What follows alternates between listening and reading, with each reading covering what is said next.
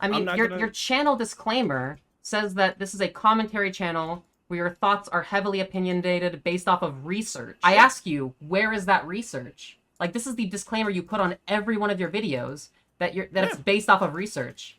So why can't you cite one study during this entire debate? Okay, what is a woman? Well, there are lots of definitions of woman, just like there are lots of definitions of any word, and I'm happy to provide multiple definitions of the term woman. Give me the one that you use. Broadly speaking, we often use multiple definitions. Sometimes people use woman to refer to somebody that has certain female biological sex characteristics. Sometimes people use the term woman to refer to people who move through society being perceived and treated with expectations of femininity assigned to them. Regardless of whether or not they fulfill those expectations, that's the social definition of woman.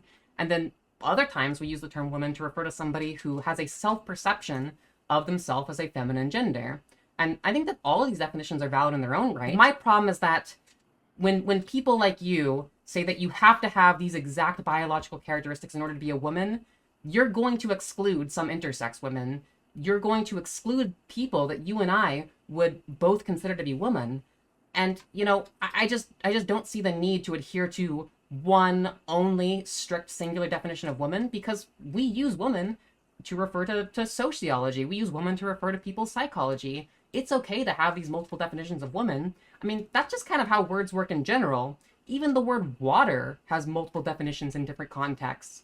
Whether or not water is referring to pure H2O, or the stuff in rivers, or the stuff that is safe for you to drink, it depends on the context, depends on the use. And I think that all of those substances can indeed be water, just because there's no one singular definition of water, just like there's no one singular definition of woman. Woman to me is adult human female. So that's automatically... And if you think that someone's a woman, because, like, if somebody, you know, is saying that, oh, I'm a woman because I'm a female, I have no problem with that.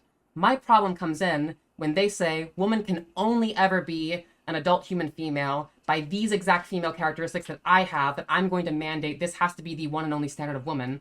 That's the problem, because when people do that, they're going to exclude intersex women. Here's the thing, and you that's keep just not saying okay. intersex. You keep saying intersex people. I think that we all can make a distinction between intersex people and trans people. Okay, intersex people are a rare genetic abnormality. And trans people are also rare. They're both exceptional cases. Right, and they're both worth bringing up. Intersex people don't have a choice because of their biology, their physical characteristics. I mean, trans people didn't choose to be trans either. Because trans people have mental illness, which needs to be... I'm sorry, what's the mental illness that trans people have? Oh, nothing. It's just that a man thinking that he's a woman and a woman thinking that she's a man. That's mental illness. Being trans is not defined as a mental illness. The American Psychological Association says that being trans is not a mental illness.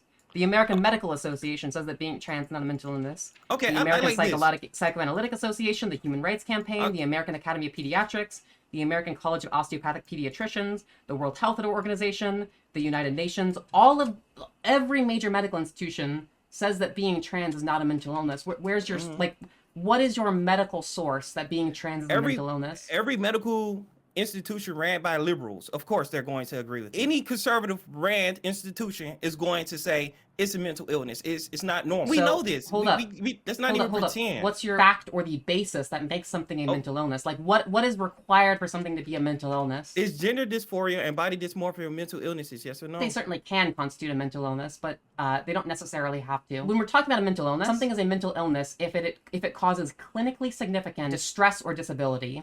Do you agree with that definition? Sure. A mental illness. Okay, awesome. Yeah. So that's the common definition of mental illness, which the American Medical Association, the American Psychological Association, all these major medical institutions use. For many trans people, they do not experience their gender in a clinically significant, distressing, or debilitating way. Therefore, that would not be a mental illness. There certainly are some trans people who experience debilitating gender dysphoria that can constitute a mental illness, but you tried to say that all trans people are mentally ill on the basis of being trans, but that's not the case. What mental illness is defined in is clinically significant distress or disability, which does not apply to all trans people. Here's the thing, though. Under the definition which you agreed with for mental illness. I think that gender dysphoria and body dysmorphia are mental illnesses. They are...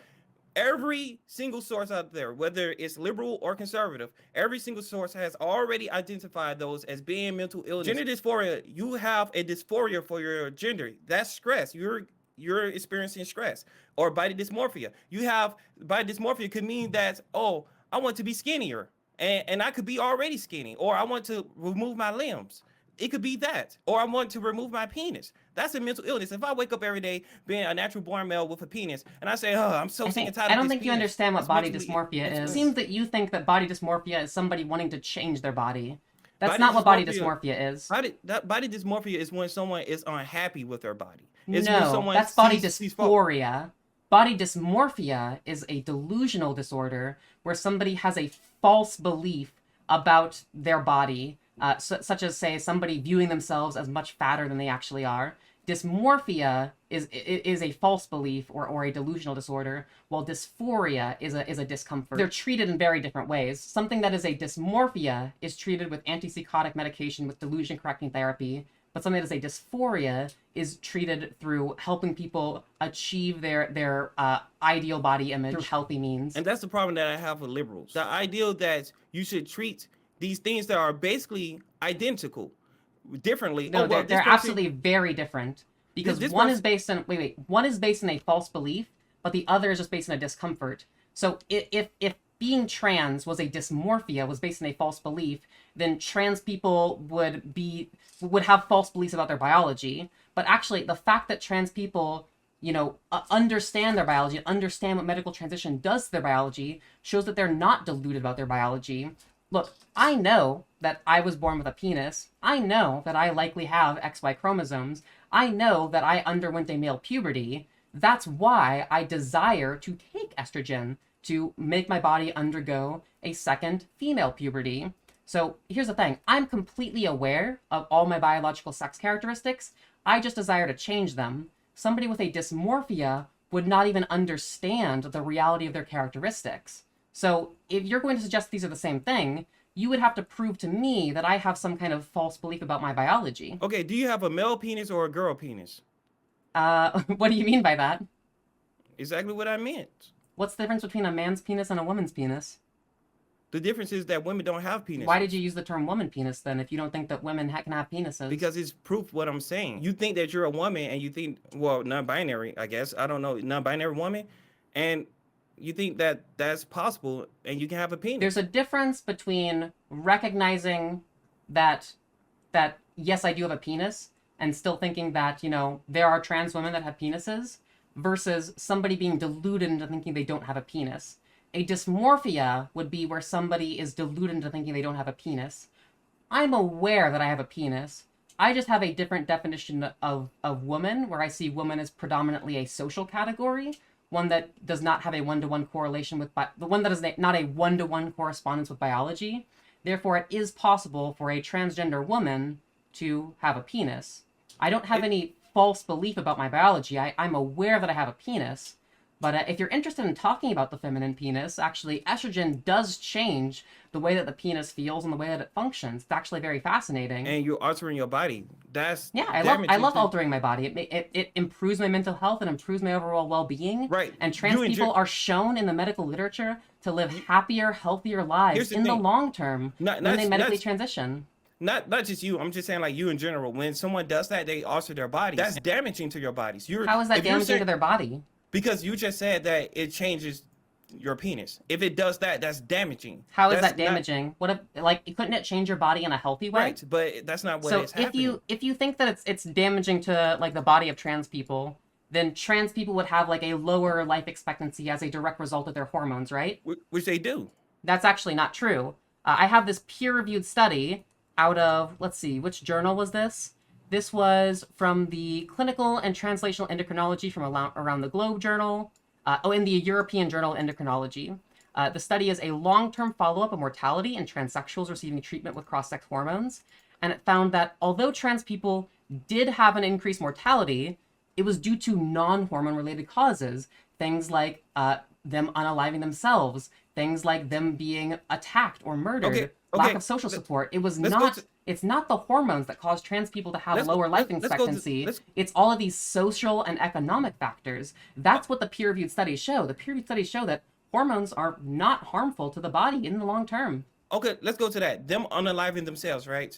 Do you not think that throwing off your chemical balances within your brain could not make you depressed? Like, we keep on blaming society as the reason why these people are depressed, and we're not even looking at the hormones and the Well, when we drugs look that at the they're actually, that they're we have taking. studied That's this. look. We've Let me tell actually you studied this. this already. The Okay, medical okay. literature. One second. Let me finish first. Let me But finish. wait, you're just wrong about the What? medical literature. Hold I need on, to let me correct finish. you. You Well, you can no, correct no, no. me. You're saying You can something that correct is me once I finish false. my point. If you care about Okay, the truth, then I think that we should I correct the care falsehood about the before truth, moving on. but Well, then let's I talk always about let the you truth. finish. Hold So up. just I let will me. let you finish as Just, soon as we correct the no, falsehood, no, no, okay? no. I'm gonna finish this. But wait, if you Let care me about just the finish truth, my point. hold up. I'm If you almost done. care about Just the let me finish. truth, we I need to do. talk about the truth before we can move on.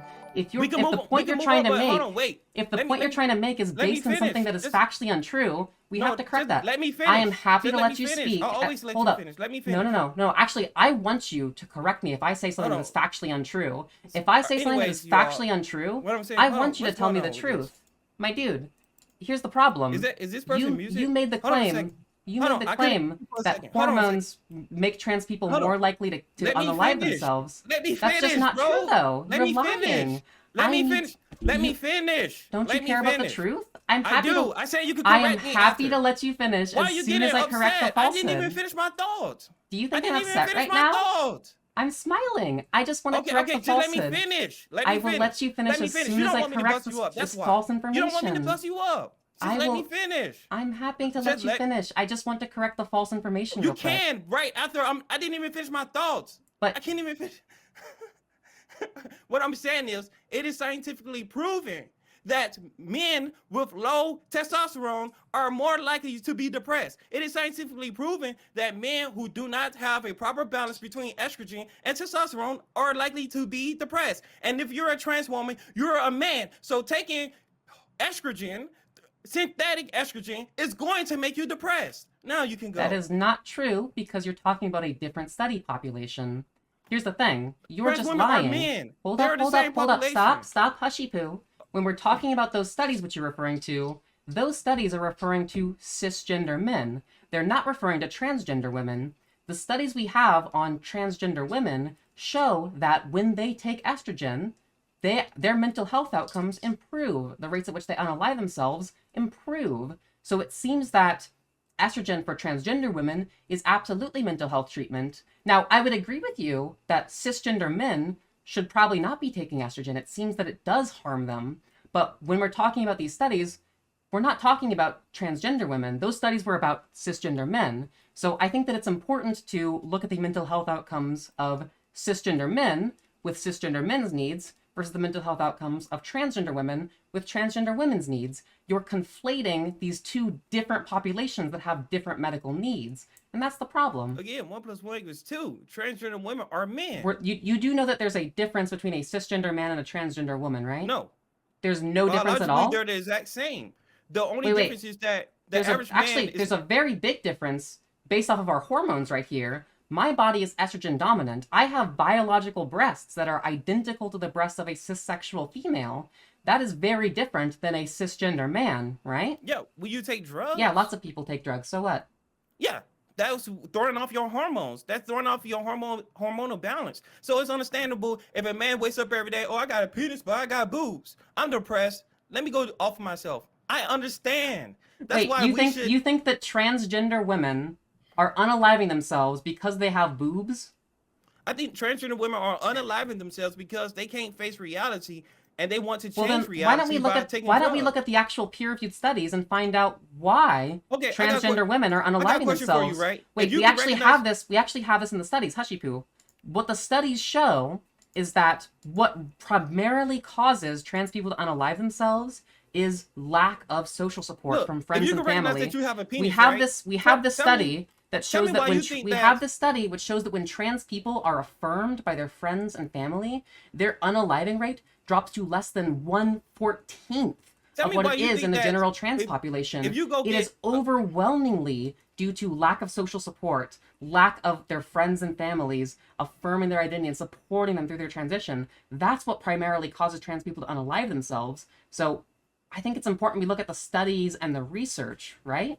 They're unaliving themselves because they have hormonal imbalances. They're mentally ill. What's your source that transgender women are unaliving themselves because of a hormonal imbalance. It is scientifically proven that when a man has hormonal imbalance in his No, brain, no, no, no, as well stop. as a You're woman, talking about you're cisgender more men, not depressed. transgender You're more women. depressed. That's a different study Cisgender, population. Hold we're up. talking about men. We're We're talking about men. we're talking about transgender women versus cisgender Are men. transgender women not men? I asked you Are what was transgender your women men? source?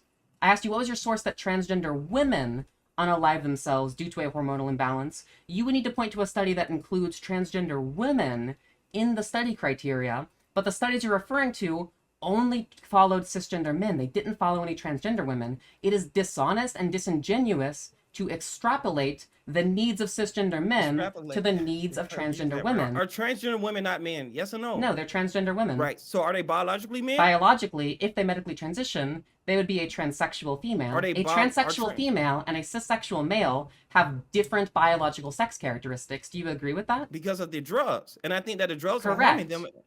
The drugs are harming them. That's a Incorrect. scientific proof. Wait, how is it proven that the hormones harm transgender women? Because when you throw off a male's hormones, again, it makes him Wait, depressed. you're talking about cisgender men again. You're doing the same problem. Do you understand why it's important that we study transgender women and cisgender men separately? No, they're men. You don't see why that's a problem? So transgender women have different medical needs than cisgender men. They benefit from different forms of medical treatment. And if you're talking about whether or not hormones actually harm trans people, the long-term studies we have on the mortality of trans people shows that hormones do not increase their risk of mortality. It does not physically harm trans people. In fact, it improves their mental health and it reduces the risk of them unaliving themselves. I can point to peer-reviewed study after peer-reviewed study after peer-reviewed study, which shows that hormones reduce the rates at which transgender people unalive themselves. I ask you, can you provide me one single study specifically that refers to transgender women, not just cisgender men, but transgender women, which shows that hormones or transition is harmful for them? I will agree with you right now. Look, I'm not close off to evidence. I would agree with you right now. If you can tell me the difference between trans women and cisgender men, that is not just how they feel on the inside. What is the difference between a man saying that I'm a woman and a man just saying he's a man? What's the difference aside of how they identify? What's the difference? So it would definitely depend on their specific circumstance, because for most transgender women, they live their lives socially as women. They present as women, they're perceived and treated as women. That's their lived social experience. And then for those that medically transition, their biology would differ too. They would be a transsexual female. They would have a hormonal profile different than that of a cisgender man. They would have essentially gene expression, the ways in which their DNA is actually read and processed, and genes expressed differently than that of a cissexual man. They would have anatomy, which is different than that of a cissexual man. The brains of transgender people have been shown in the medical literature to be more like the gender they transitioned to than the gender they were assigned at birth. I actually have a collection of 20 different peer-reviewed studies which show that the actual brain matter of transgender people looks a lot more like the brain matter of people of the gender they transitioned to than the gender they were assigned at birth. It's located in the brain for these transgender people. Thank you for saying that. But what I'm saying is this. Before they take these drugs, right? And yes, their brains are shown to be more like the gender they transition to before they take hormones. That actually has been false. That is not proven. Okay, first of all, I have 20 peer-reviewed studies right here. Do you think that's not proven? No, it's not proven because I can just start citing peer-reviewed studies. Do you think all of these peer-reviewed studies are false? Those are false liberal studies, bro. Like those false. First of all, you think that the National Library of Medicine is false? Here's the thing. You think that J Clinical Medical Journal is false? This is what I know to be true. This is a fact. When someone takes hormones, right? So when a man takes estrogen, synthetic estrogen, then his brain starts to behave similarly, starts to show signs of being similar to that of a female when he takes estrogen. That's after the fact. So higher levels of estrogen and higher levels of testosterone, both estrogen and testosterone, determines the structure of your brain. But aside from that, these these differences are very minute. They're so small, you could hardly ever tell the differences. But there is a difference between a man and female's brain. men's brains are typically bigger, females' brains are typically smaller. And here's the thing, though: when these young kids they take these drugs, and testosterone is the reason why your brain is larger as a man. Testosterone makes your brain large. That's a proven scientific fact. You can look it up if you want to, but that's a fact. So when these young kids take these drugs, it especially for a young boy, it halts his ability for his brain to actually fully develop. That's a fact. So Hold up. men and That's women's not brains, a fact. That's factually untrue. So testosterone makes your brain bigger. You were actually on the right track at first. Yes, Okay. it is true that hormones do impact your brain structure in certain ways. Now, there are also certain parts of brain structure which, independent of hormones, are in trans people more like the gender they transition to rather than the gender they're assigned at birth. I can send you 20 peer-reviewed articles on this very subject. These are peer-reviewed articles published in major medical journals. These have passed significant scientific rigor, and I sincerely hope that you're not going to disagree with these medical facts because your feelings don't like them. Now, my feelings. now here's the thing. Here's the thing. You went on to say that it is harmful or that like people's development stops when they start taking hormones. That's not true. It just causes their development to go down a different pathway. And for transgender people, the medical literature shows that going down that different pathway actually benefits their mental health. It benefits their overall well-being, and it benefits their social functioning. And I care about the mental health of all people, be they cisgender or transgender, and I would hope that we can follow these established medical guidelines, which show that, yes, hormones do improve the mental health of trans people. They don't carry long-term physical risks, and this seems like an overall slam dunk for people that are diagnosed and that have been seeing doctors and therapists working with them to determine if this medicine is right for them. We actually have studies which show that out of teens that do go on to take medical treatment, the systems we have in place are overwhelmingly effective at finding out the teens who are actually trans and benefit from this transition. There was this awesome study in the Pediatrics Journal of 2022, peer-reviewed study. What they did is they studied 317 binary trans kids aged 3 through 12 that had socially transitioned prior to the start of the study, and they examined them for 5 years. And what's awesome about this study population is that some of those teenagers were old enough such that by the end of the study, they had been on hormones or been on puberty blockers. And out of those that went on to take gender-affirming hormones, which was 98 of the study population, every single one of them still identified as trans at the end of the study. None of them detransitioned. The systems we have in place are very effective at finding out which teenagers actually benefit from this treatment and actually desire this treatment with the help of doctors and therapists. Okay, So here's it seems the like a thing. slam dunk win. Here's the thing. I think we already disagree on what constitutes as healthy mentally, right? I don't think just because someone is happy or someone is satisfied for the time being that they're healthy mentally. I don't think just because someone takes drugs and now they're happy that they're healthy mentally. But I'm it's not just okay. talking about short-term benefits. or Hormones, medical treatment for or trans even long people term, if they has been continue to shown take to these, give them a long-term mental health or even improvement. even assuming that is true, I'm going to take everything you say as face value. Come on now, so don't worry. So assuming that even if that's true, right? I I don't think that means that that person is healthy mentally. Just because a person is happy, that person could be psychotic. Okay, I don't think that means that that person is healthy mentally. So Well, with right. that being, That's why studies assess the mental health of these people using more objective criteria. but here's the thing though.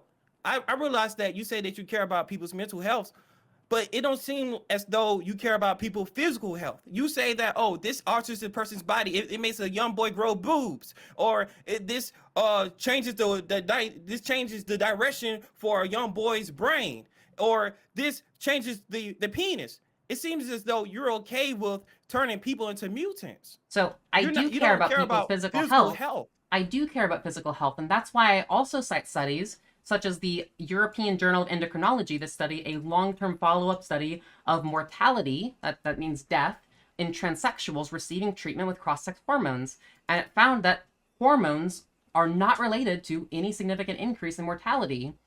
So the hormones are not negatively impacting their physical health. That's what the peer-reviewed studies show. I care about the physical and mental health. And what the studies show is that physically, they're not impacted in any kind of meaningful, significant, tangible way. Yet in terms of mental health, they are meaningfully, tangibly, significantly impacted in a positive way. So I do care about both. and I'd actually already cited the study multiple times, yet you weren't really listening. No, That's no, the problem. no, I've I wasn't. demonstrated that I do care about the physical health multiple times in this No, conversation. This is now the third time I have cited no, the no. study at you. Listen. I think you misunderstanding me. I was listening. I'm not saying that you don't care about people offing themselves. That's not what I'm talking You about. said I don't care about their physical health, yet now this is Why the they're third why time I have why? cited the study, which shows that Listen, hormones I'm saying you. do not worsen trans people's physical health. No, no. What I'm saying is, I'm saying you don't care about their physical health while they're alive because you're saying that it I doesn't alter do. their This physical. study shows that it does not worsen their physical health. Right, but we're talking about studies doesn't alter their physical health. I get what you're saying, right? But we already agreed that it does when you said that it makes young boys or it make like hormones can make men grow boobs. That's So, altering a person. Are That's you altering a are person. you aware that you can alter your physical characteristics without negatively impacting your physical health? For example, you brought up the example of braces earlier. If somebody gets braces, it alters their physical characteristics, but it doesn't worsen their physical health because having braces put on is not unhealthy. It just alters your teeth straightness to become more straight. So essentially, if somebody's taking cross-sex hormones, it alters their sex characteristics, their external sex characteristics, the ones that are dependent on hormonal status, to be more in line with the opposite sex, and that does alter their physical characteristics, but it doesn't worsen their physical health. Just like how braces can alter physical characteristics without worsening physical health. That's what I'm saying. When a boy takes these hormones or these puberty blockers, and then later on in life he takes these hormones, and his brain goes into a different direction, you don't think that's bad to his health at all? So I just want to get this straight. So what the peer-reviewed studies show is that it actually benefits her mental health. And I care about the facts, I care about the peer-reviewed studies far more than I care about one person's feelings about whether or not this person should be a boy or a girl. Okay, so so let's say a little boy takes hormones, right? Why is he taking these hormones? What is it doing to his body? Is it making him woman? Because or is she has been talking with doctors and therapists for years, and these therapists, through exploratory gender therapy, have found out that, yeah, this person absolutely is indeed a transgender woman, and they would benefit from this hormonal treatment in order to avoid going through a distressing and debilitating puberty that just is not right for them and their body and the person that they want to be. And so these doctors follow established medical guidelines and prescribe medicine after years of therapy to treat the health of this trans person in ways that improve their mental health without compromising their physical health. Right, but if puberty is distressing and debilitating, then that's a mental illness. You're distressed by something that's supposed to happen naturally. So like gender dysphoria absolutely can be a mental illness. That's why I want to treat it. The treatment for gender dysphoria is transition. And it's been shown in the medical literature to be very effective in treating gender dysphoria. And so if your reply is, well, they have a mental illness, my reply is, let's treat that mental illness. Let's follow the established medical guidelines that show what we can do to improve that mental illness and improve their mental health. And that would be, with the help of doctors and therapists, transition if that's something that's desired. I think more than anything, we're not disagreeing that overall, sometimes you say it's a mental illness, sometimes it's not. But overall, I don't think that we're disagreeing that it's a mental illness. I'm disagreeing on how they're treating it. That's all I'm saying. I'm disagreeing if you don't think that, say, medical transition or social transition is a good treatment for gender dysphoria, how do you treat gender dysphoria? Therapy. What do you like? What's the goals of that therapy? To convince that person that what they have in front of them, their bodies, everything is normal and natural, and is what is supposed to be for them. Oh, it's not. So conversion therapy? Yeah. So you do know that conversion therapy has been shown in the medical literature to quite literally be child abuse. It quite literally causes debilitating distress responses. It doesn't work in making people no longer be trans. It is ineffective. It harms their mental health. It worsens their mental health and social outcomes. The people that go through conversion therapy are far more likely to unalive themselves. You are advocating for an alternative treatment which is shown to demonstrably increase the rates at which people unalive themselves, yet here I am advocating for a treatment which is backed by literally every major medical institution, that is backed by the body of research we have on trans people, that is shown to improve their mental health and reduce the rates at which they unalive themselves, it seems to me like you really don't care about trans people. You want to live in a world where more trans people will unalive themselves through conversion therapy. That is the world you're advocating for. I want less trans people to kill themselves, and I will support the medical guidelines, which are backed by research, which show that yes, we can reduce the rates at which trans people kill themselves. Okay, we already established that taking hormones changes and alters the brain of the person who's taking them. Like yes, a little boy in a positive way if they're a trans person. Okay, you said it's positive. Okay, so we're just gonna leave it on that. We disagree with that. So let's go on to this. What's your source that taking hormones harms a trans person's mental health? Like, what's your source on that? Well, when we say that it alters the brain, that's harmful. Because let me tell you what I think. How is that harmful? Because anything, you really want to know? Okay, so anything that is outside of nature, what nature intended. Oh, so your feelings? You just feel that we should be natural? Evolution. Do you believe in evolution? Yeah, evolution's real. Okay, thank you. So man is altering that. Man is trying to play God by altering that. And that is harmful to the individual because we have billions of years of evolution telling us this is how a man's supposed to be. But then human beings decide to say, you know what? Because of political reasons, I want to alter this little boy. I don't believe evolution is bad and right. You're saying that what is natural is good and what is unnatural is bad? Is that correct? Yes. So that is the appeal to nature logical fallacy. You do know that that's a logical fallacy, right? Like that's one of the most classic logical fallacies. Just because something's natural doesn't mean it's good. Just because something's unnatural doesn't mean it's bad. Things such as tornadoes are very natural, yet those are pretty bad. Meanwhile, things such as cancer treatment, that's unnatural, but cancer treatment is a very good thing. It is quite literally one of the most classic logical fallacies to suggest that what is natural is good and what is unnatural is bad. So I have peer-reviewed studies which show that hormones improve the mental health of trans people, and you have the appeal to nature fallacy based on your own feelings. Don't the facts and the data and the science matter more than your feelings about it? We have first of all, tornadoes are actually good for the planet as well, but we're not going to get into that. We're going to talk about human biology. We have billions of years backing human biology. Billions of years. Neil, are you wearing glasses? Yeah. Those are unnatural. Why are you wearing glasses? Because my eyesight is unnatural. For billions of years, we have not had glasses. So why are you wearing glasses? That's unnatural, my dude. Because my eyesight is unnatural. So you have to use the appropriate Wait, your eyesight is completely natural. Your eyesight is naturally not as good as 2020. That's what your natural eyesight is. You are unnaturally correcting your eyesight. Right. Because so if a trans person wants to unnaturally correct their sex characteristics, that's really not that different than you unnaturally correcting your eyesight. Correcting your eyesight improves your ability to see. That helps you live a better life. A trans person correcting their sex characteristics improves their mental health. It helps them live a better life.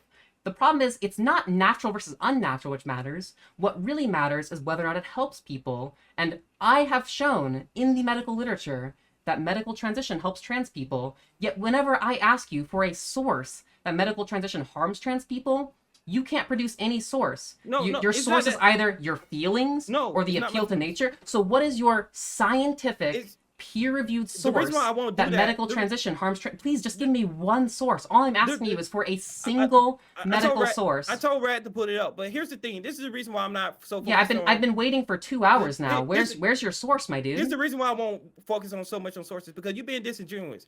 Everyone in the chat, everyone who's watching this, everyone who's going to rewatch it, we all know that there are sources supporting mine and your claims. So there are not sources support. There are not peer-reviewed medical sources supporting your claims. It's not true. There's none. If that existed, I ask you, please show me one. Go see any conservative website and they'll tell you. Okay. Yeah, so with that being said, they're lying about the medical literature. And your sources are lying. That's why I'm not even going to get into it. You just gonna call it a lie. I have read the sources that are on those conservative websites. So why are you asking me to pull them up if you already read them? Those sources actually show that gender transition helps trans people. They are just lying about what those sources show. That's fine. That's why I won't put them up. If you truly believe that there are peer-reviewed medical sources which show that gender transition harms trans people, I ask you, show me one, and let's talk about it. You just said they were lying. So there's no point in putting them up.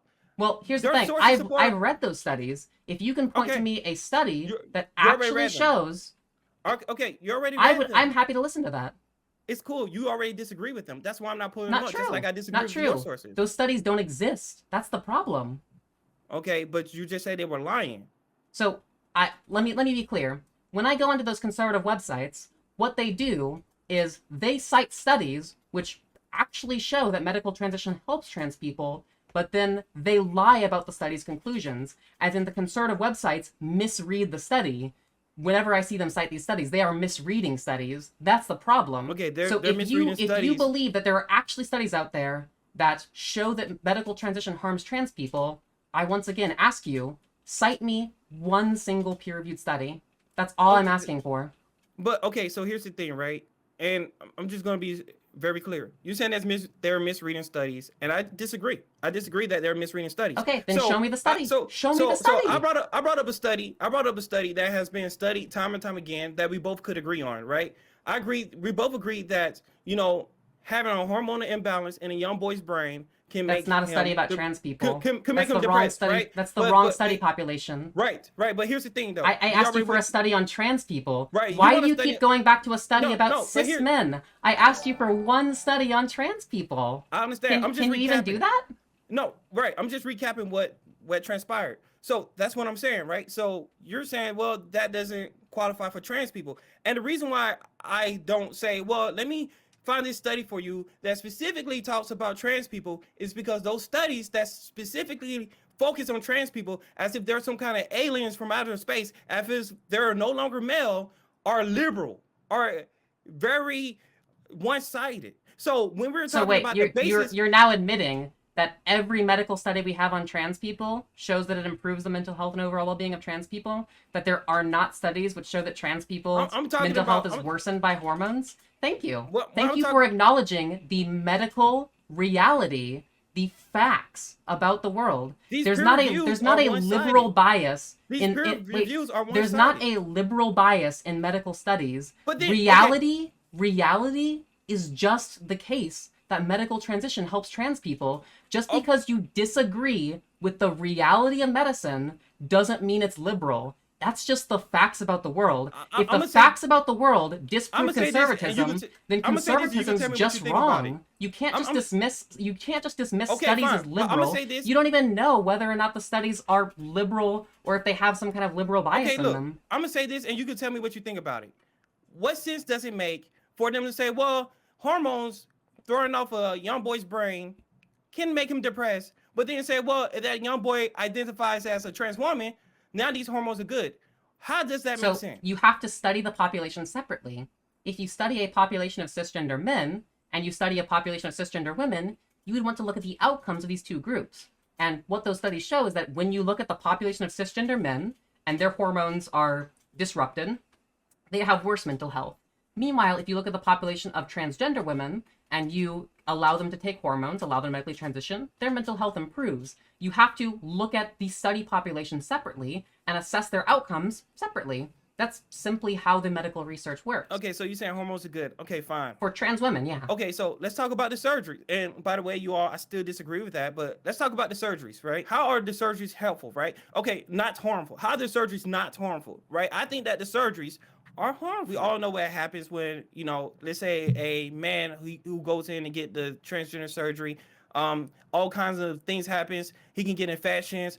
His life expectancy rate has decreased significantly. He's in pain. You think that bottom surgery decreases people's life expectancy? Can I have a source on that? Let me tell you this. Wait. You made a claim. Can you please give me a citation on that? Because I looked it up, and I don't think that bottom surgery decreases people's life expectancy. What happens when a person who has bottom surgery gets an infection? They would go to a doctor and get that treated. But do you think they survive every single time that happens? It seems to be the case that almost always they do. Like, I'm not saying that these surgeries aren't without risks. That's why they're done on a risk-benefit analysis. But I haven't seen studies which show that like just getting bottom surgery is going to significantly decrease a trans person's life expectancy. Do you have they're not do you have expected like to. a study on that? I got a question for you, and we're going to use logic here.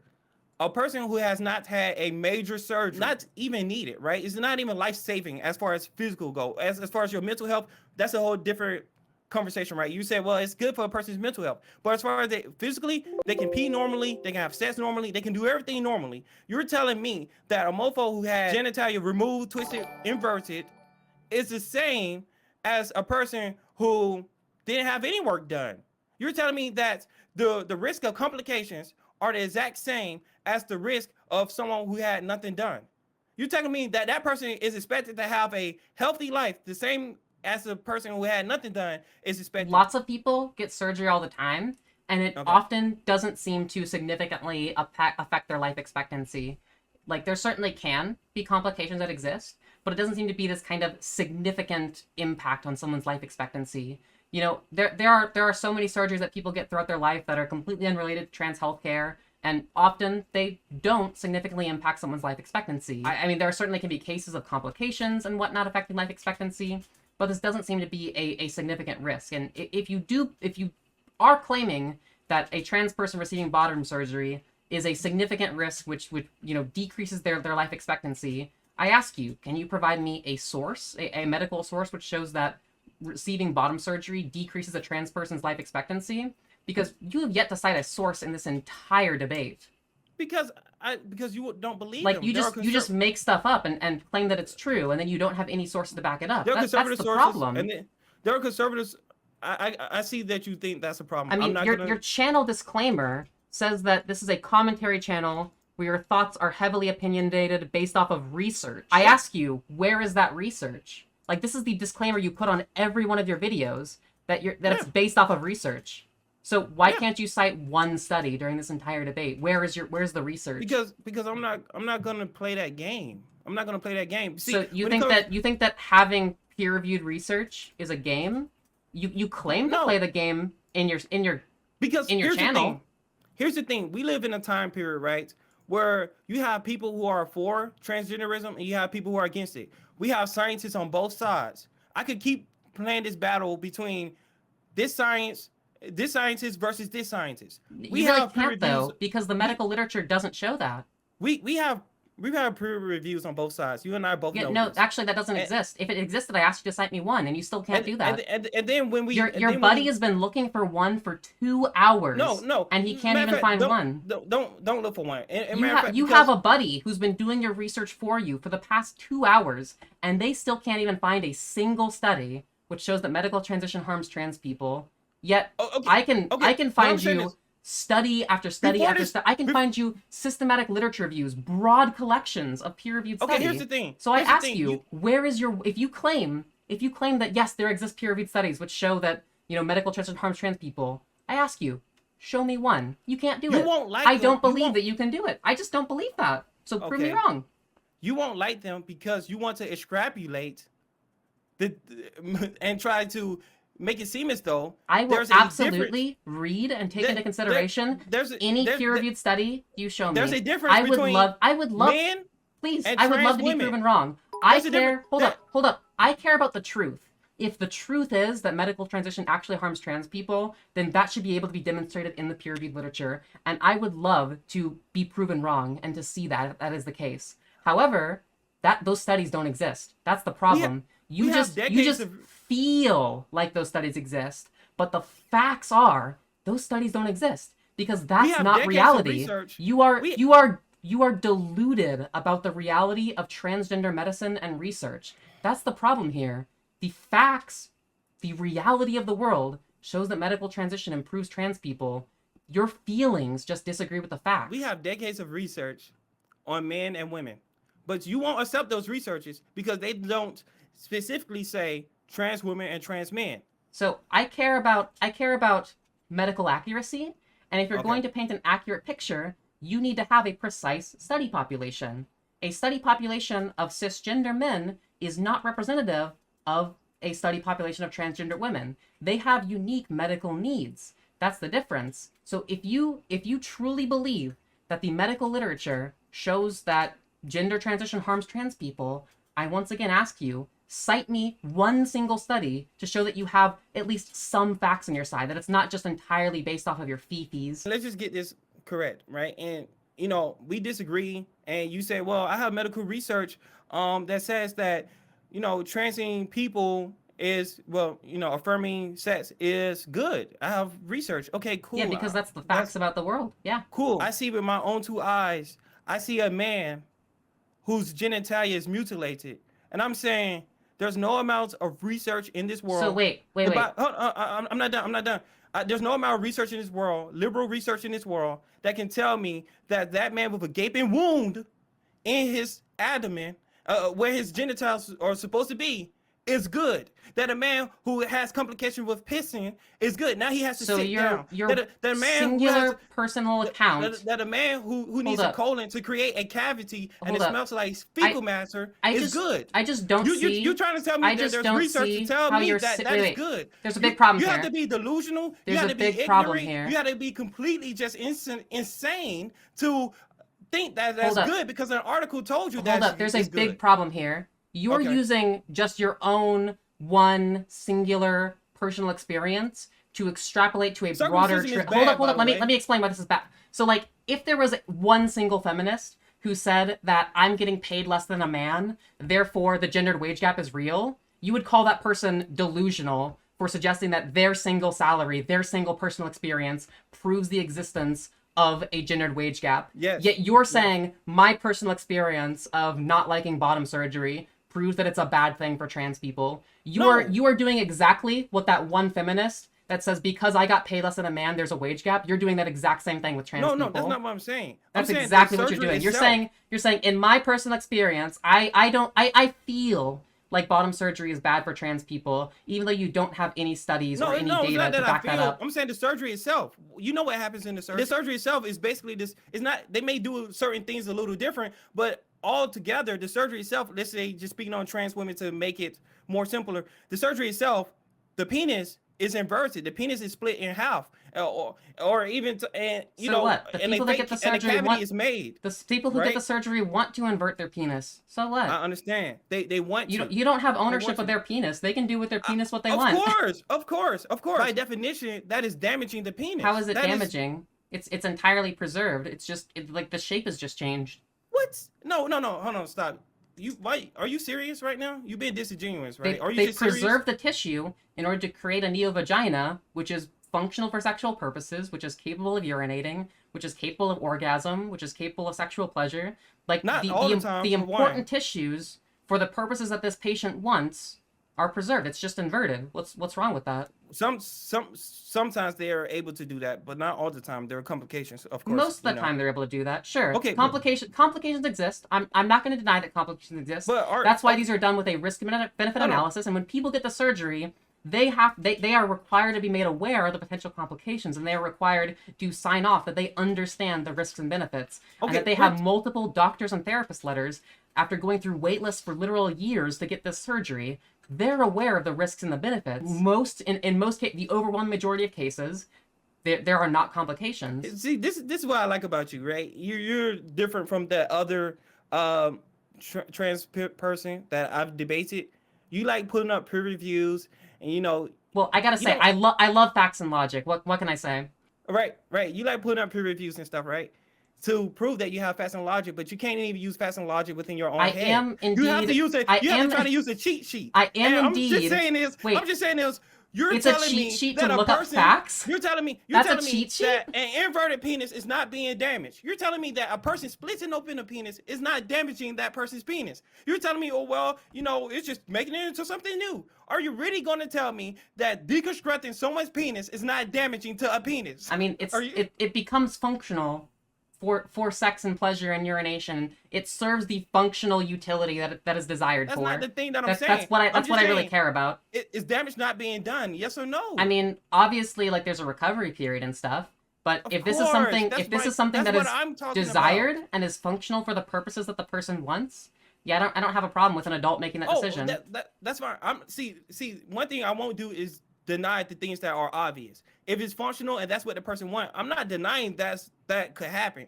Well, that's what bottom surgery is. That's the purpose of bottom surgery. That's fine. But what is I'm to create saying something is it's harmful. functional for sex and pleasure. Again, that is 1 + the 1 = shape 2. that the trans person wants, and I don't have any problem with What that. I'm saying is it's harmful because it is damaging. Is open heart surgery harmful because it is damaging?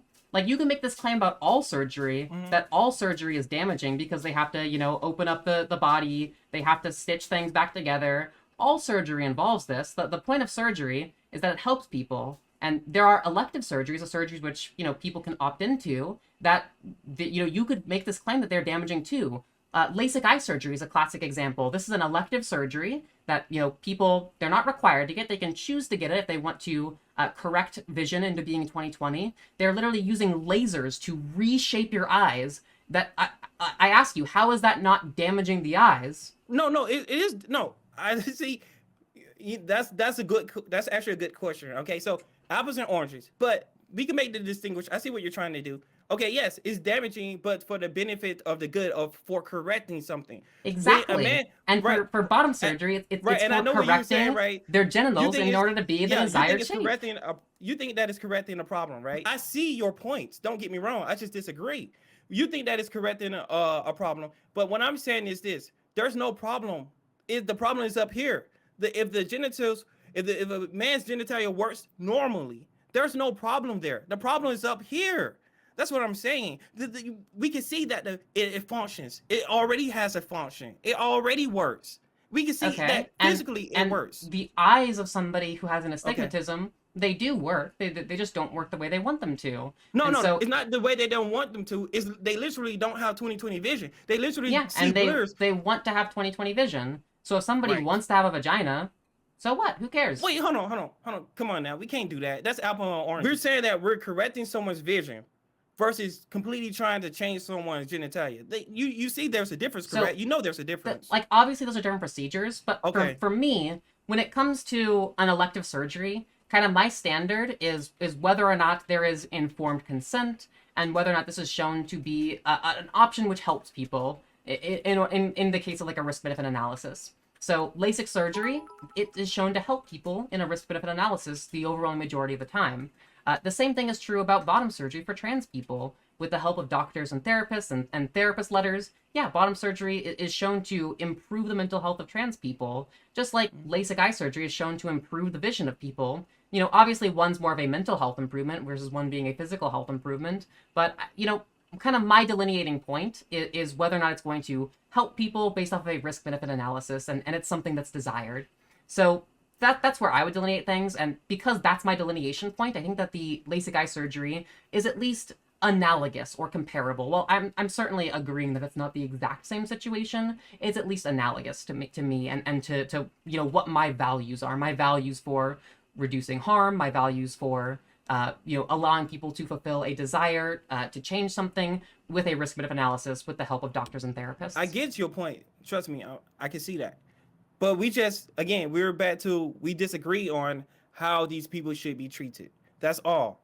There's a problem there. You think that it should be solved with hormones and surgery, and I think that it should be solved with therapy. But you're saying, well, these people are more likely to whatever.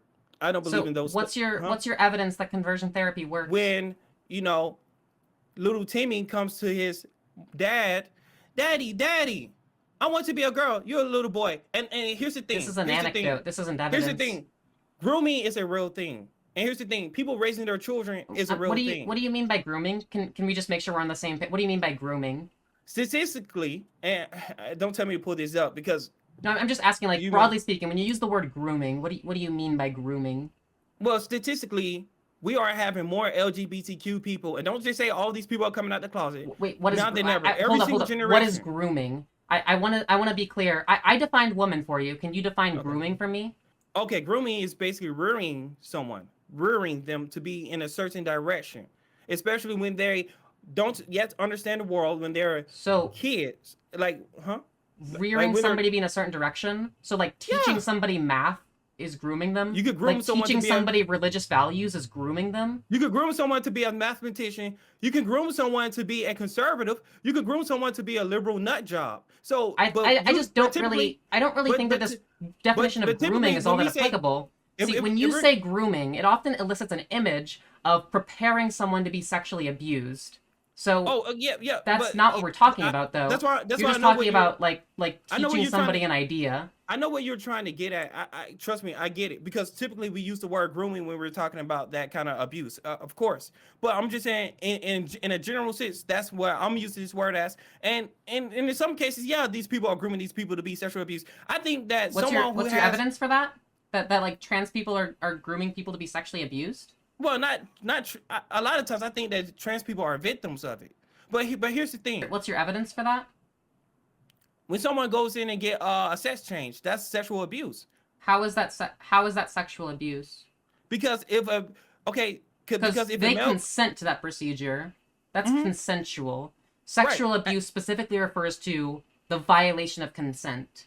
But here's You the do problem with your understand why consent is the delineation point between sexual abuse, right? here's the problem with your logic though. Minors can't I'm consent. not talking about minors. And also, to be clear, there's a difference between sexual consent and medical consent. Medical consent, as in like when somebody is able to provide informed consent for say like a type of medical treatment with the help of doctors and therapists, is not the same age as the age of sexual consent. So in the US, age of sexual consent is between like 16 to 18, depending on like the state. But the age of medical consent is typically around the age of 12 for various medical treatments, where somebody at that age, with the help of doctors and therapists, with diagnoses, they can understand the implications of medicine and they can provide informed consent to that medicine. We have peer-reviewed studies which show that 12-year-olds have all the mental capacities needed to provide, the consent for a medical decision with the help of doctors and therapists. Key factor there is with the help of doctors and therapists that are following research-backed medical guidelines. So you think that 12-year-old should be allowed to transition? In terms of like puberty blockers, yeah, that seems about the right age for say like a trans teenager who's been going to therapy for a couple years to go on puberty And blockers. and what Yeah, is the right age to have bottom surgery? probably about 18, if that's like what's desired. So you don't think anyone under the age of 18 should make the decision to have bottom surgery? I don't think I can speak in like absolutes, but I think that about 18 seems to be a pretty functional age for that kind of surgery. Okay, what's the youngest you would go? I think it's very much on kind of like a case by case basis. But Hmm. I've seen some cases of like 17-year-olds who have been in like gender therapy their entire lives, who have been on, the year or two of puberty blockers, who have been on, cross-sex hormones since they were like 14, and then at the age of 17, like kind of like the Jazz Jennings case. I don't think that Jazz Jennings like was harmed by getting bottom surgery at 17, versus say like waiting another year to be 18. It's very much kind of like a case by case basis, but if I'm going to kind of give like a general standard, I think that about 18 seems about right. And what about mastectomies? What'd you say? What about mastectomies? Mastectomies? Yes. That would probably be somewhere between like 16 to 18. Once again, on a very much kind of case by case basis. Like we allow intersex men that have gynecomastia to receive double mastectomies around the age of like 15 to 16, and yeah, somewhere between like 16 to 18. I would call that corrective. I would call Probably that seems pretty correct. functional. I would call that corrective surgery, though. My opinion is that would Well, be more similar to a someone trans man having LASIK. receiving a double mastectomy would also call that corrective surgery. Yeah, yeah, that's what. Yeah, of course, that's where we disagree, and that's why it's not that I don't see your point. I totally see your point. Maybe, just maybe. Never mind. Anyways, so I got a question. So I like the ideal that you said. At least 18. I think 18 is still pretty young. But a lot of people say, well, 18, that's an adult. Okay, cool. I like that you didn't just go crazy on me and be like, well, a 12-year-old can get bottom surgery. I like that. I don't think any 12-year-old has ever gotten bottom surgery. I don't think so either. But The here's the youngest thing. I have ever seen in the medical literature was 17, like the Jazz Jennings case. And And, those cases are like less than 10 per year. and here's the thing, though. We understand that those people, those kids, aren't in the mindset to make those decisions. Correct? I think that it's very much on kind of like a case by case basis. Like obviously, like the difference between 17 and 18, that's a pretty soft boundary. I don't think you Or can make a blanket statement that they're not mentally sound and capable of making that decision. That's why I'm much more so support kind of like individualized medicine. I want doctors and therapists to be able to treat patients, to follow research backed established medical guidelines. Obviously people mature at different rates, and that's why I'm much more so a proponent of much more individualized healthcare. And I just do not want the government, going in and intervening on doctors and therapists who are, following established medical Okay, guidelines. so get That's just this right. completely authoritarian and messed up. And, Huh? I think that we can kind of point some generalities where it seems for like bottom surgery, legal age of adulthood, about 18 seems right. But it's just really hard to, kind of set like absolute cutoffs because medicine is very much individualized and you do have exceptional cases like the Jazz Jennings kind of I'm case. going to sum up everything that we just talked about as far as hormones and the sex surgery for at least for minors, and I would even make the distinction between people who can't consent because they aren't mentally there. So children, right, taking hormones, it alters their sexual development. Correct? Can we agree on that? Yeah, for trans kids, it alters that in a positive way. Of course, we disagree on it being positive and negative, but I'm going to tell I know you. you disagree with the facts about the world, but that's okay. We can move on. Okay, so and also, getting surgeries is for sexual. Is sexual. Okay, it's just that simple. Getting a mastectomy, you're altering. You're taking away breast, or getting bottom surgery, you're altering the person's genitalia. But here's the thing, though. I find it very odd that the left, crazy liberal, alt lefty, if you were to take these same doctors, put them in a room with a child and let them do sexual things to them, abuse them in a sense, then that's wrong. You can't fondle their genitalia, but you can chop it off. You Are see, are you? it makes no sense to Do you me. think that bottom surgery with informed medical consent is the same thing as someone sexually assaulting a child? Sexual assault doesn't even give it You do know justice. the different the delineating point. The difference there is consent. This is the second time you've not recognized the difference where one of these procedures is consensual based on informed medical consent, and the other one is a non-consensual act of aggression and violation of somebody's body. Like those are very different. Those are very different. The delineating line is consent. There's two type of people in this world. You do value consent, right? Correct. Okay, There's two then type you of people should in you this should world. recognize why those are disanalogous because one is Oh, no. consensual and one is not I consensual. recognize what you're saying about consent, but there's two type of people in this world who can't consent. One, children. Children cannot consent. So I like the idea, like I said, that you said, well, at least wait till they're 18. That's your general statement. I like that. I like that. I very much like that. And two, people who are severely mentally ill. Those people aren't in a right mind frame to make such a decision. Now, granted, I can't say. Specifically, it's more so delusional disorders where that might impair the informed consent of someone. But as we've established, being trans or in particular gender dysphoria is not a delusional disorder. And I disagree with that. Well, So wait, you for the most disagree part, with these? I think. Wait. I, But actually, scientists have studied this. That there used to be this hypothesis that doctors thought that trans people were deluded about their oh biology. no, But what they some found is some that are. trans people, their gender dysphoria is not treated by antipsychotics. They didn't have a false belief about their biology. Rather, Oh they no, were starkly aware of the fact that they were born with certain biological sex characteristics. They had no false beliefs about their biology. They just desired to change their biology. That's why it's gender dysphoria, not a gender dysmorphia.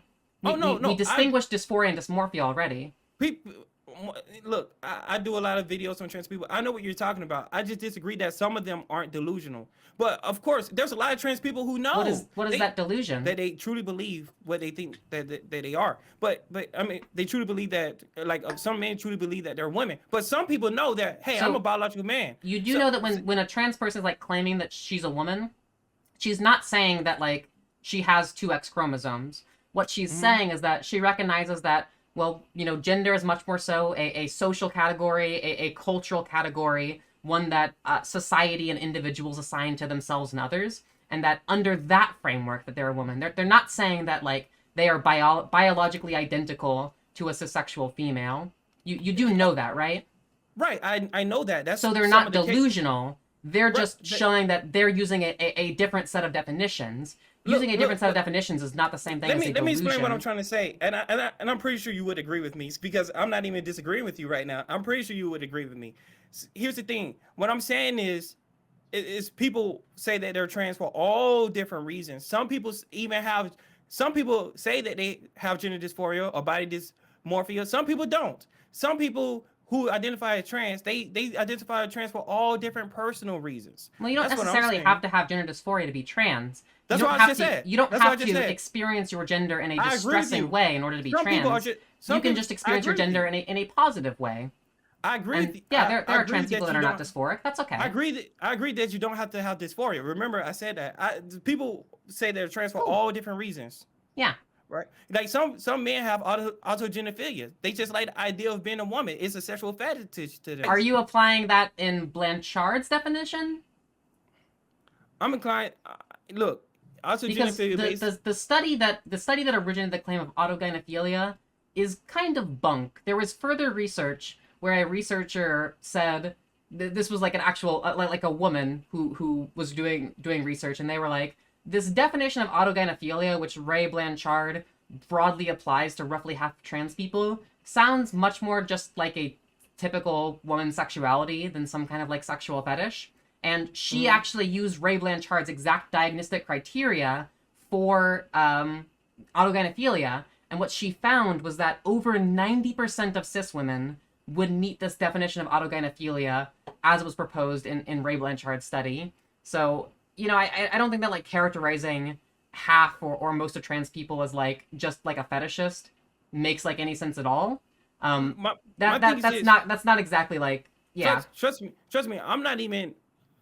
That's a recent word that I just heard of. You know, I'm new to that myself. But what I'm telling you is this: I'm not saying that most people identify as that. I don't even know why most.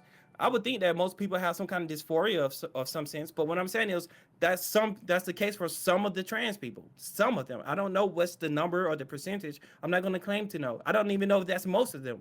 I don't know. I'm pretty skeptical that somebody would like transition their gender in ways that affect their entire life just to fulfill like a sexual fetish. I obviously I don't think I can speak in absolutes, but I am highly skeptical of that narrative. Let's take it back to the idea of children getting surgeries. Okay, fine. They don't take surgeries, but here's the thing though. And here's the thing. Whether and you know, we're not going to even argue about whether it's harmful or not, right? Well, yeah, because you've been disproven on every single point about it being harmful. No, I think that I disproved you though multiple times. But you never cited a single source. But here's the thing, you literally never cited a single study. Because I'm not. I've been citing multiple studies this entire time, and I've asked you for studies again and again and again. No, because you don't. And your buddy, who's now had 2.5 hours to find me a single source, has still yet to find a single source. You won't even accept my first source. You won't even accept it because you said, well, it's invalid because that's not a trans woman. Men aren't trans women. I mean, can you provide a source that actually studies trans people? You said trans women aren't men. You won't even accept my first source that you because you said trans women aren't men. So hold up. If you're gonna do that, wait, let me just ask you. Okay. Suppose I had like a study that only studied white men, and then I used that study to make a claim about black men. Do you think that, you know, it would be 100% valid for me to use a study that only studied white men to make an absolute claim about black men? It depends. I think it certainly can depend, and just like you've shown. So it seems that if it's something that, you know, might have some kind of factors related to race, then this might not really be a good study to apply to talk about black men if the study population was exclusively white men. So if you're talking about a study relating to hormones, relating to this kind of like, you know, sex characteristic, the sex aspect, then it would make sense that we would need to study cisgender men and transgender women differently, just like if there was kind of a factor, say like a certain medical condition which is more prevalent in, say, black men than white men, why it would not make sense to use a population of white men to make a claim about black men. So, you know, in a similar sense, if we're talking about sex characteristics, if we're talking about gender, then using a study about cisgender men to make a claim about transgender women is disanalogous, and it's not an applicable study population. I understand what you're saying. Trust me, I do. But what I'm saying is there's no difference between a trans woman and a man because trans women That's not are true. men. There are differences. There are brain differences. There are body differences. There are brain differences before they take drugs. I've already told you this multiple times, that there are differences in their brains before they even take drugs. So let's go back to the children thing, right? We said that these kids, right? You already said, well, if they're, you know, certain special cases, maybe if they're 17, they can get the surgeries. But you think children as young as what should be able to take drugs? For hormones, I think the youngest I've ever seen is about the age of 14 in those kind of cases where they've been in gender therapy for literal years before they take cross-sex hormones. And okay, and what about puberty blockers? Puberty blockers, I don't really see any kind of like harm in taking puberty blockers around like the age of 12. Okay, so and you don't think this is harmful? We got that, and I think it's harmful, but we're not going to even argue about if it's harmful or not. Well, we're right, gonna because you don't have any studies which show that it's harmful. Okay, sure. So we're going to say these it's altering their sexual development. We both agree on that. So in a way that is helpful, in a way that is beneficial for them. Right, we're not going to even argue if it's helpful or not. We're just going to say because it is helpful, because that's what the medical literature shows. Yeah, and I disagree. So okay, you can hold on to your feelings, but I just need to make sure that the facts are clear for the audience. The facts is clear. The facts are clear. Anytime when you alter the facts are very clear. Every single peer-reviewed study, which has been brought up in this conversation, has showed that medical transition helps trans people. Your voice starting to crack a little bit. I know. I had a little burp. It's my bad. Okay. So here's the thing. It alters their sexual. Let's say it's helpful for the sake of conversation. It alters their sexual development. It's okay to alter their sexual development with drugs, but you can't fondle the kid. You can't do anything else sexual to the kid because because children can't consent. Well, yeah, you yourself have said that you're okay with intersex people receiving hormones and or surgeries which alter their sexual development. So it's not about altering their sexual development. It's about whether or not it's helpful. No, I remember we had an agreement that these babies can't consent. These people who can't. I'm talking about intersex teenagers. You are okay with intersex teenagers taking, say, cross-sex or taking like sex hormones in order to meet some kind of like sex characteristic ideal of theirs. That alters their natural biological sexual development, and you're okay with that. Oranges. They have a physical condition. If you're okay with altering their sexual development in the intersex case, then it's not. It's not altering their sexual development. That's your problem. What's your real problem? If it's not altering the sexual development, what's the real problem? My real problem is like what delineates why altering the sexual development of intersex people is okay, but why altering the sexual development of trans people is not okay. I think you know why, right? Because no, I don't. I want you to justify that. Okay, well, see, for a trans person, you have someone who is facing mental illness. It's not a physical condition. For an intersex person, they have this very rare condition where they are unhealthy physically. They have a condition where it's not unhealthy physically. It's actually also a mental condition for the intersex people. Like the desire to change your intersex sex characteristics, that's mental, not necessarily physical. Because physically, their bodies, existing as they are, often do not require any kind of medical intervention.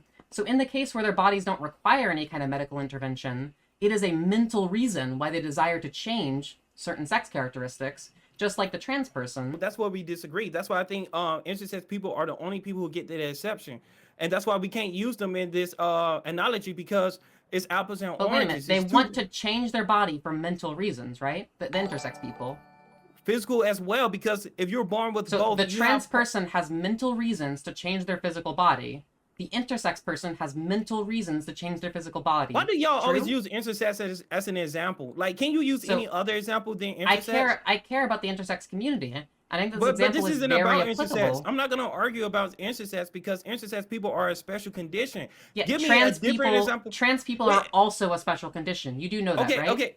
Okay, fine. If you're just running out of arguments, if you've seen that your logic is inconsistent, then just admit that instead of trying to run away from the intersex example. I literally said intersex were a special condition in the beginning. Awesome. Trans people are also a special condition.